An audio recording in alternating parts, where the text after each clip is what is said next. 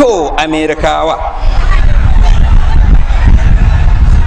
da 'yan barandansu, jaruntaka ba ita ce ka ga mutum yana kwance ka je ka kashe shi ba, ko ka sami mutum yana wuce a mota ka dan bara masa harsashi ba. In wannan jaruntaka ne, dan fashi da makami ya fi ka. Jaruntaka ita ce ga wasu da makami a nan, ga wasu da makami a nan a kwama,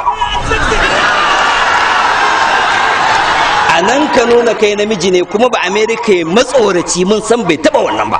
Jaruntakan da Amerika ta iya kenan, ta je ta sami mutum yana kwance a gida, ta zuba ta yi mishi rugudan wuta. Hatta ma sukan sa jirgin saman da bara matuki, domin hatta matukin ba su son ya mutu, don ya je shi ya harbi ƙauye, ya zagargaza ƙauyen da mutanen ƙauyen, har da jarirai da mata masu ciki, kuma ya zo yana tinƙaho cewa ya yi maganin 'yan ta'adda.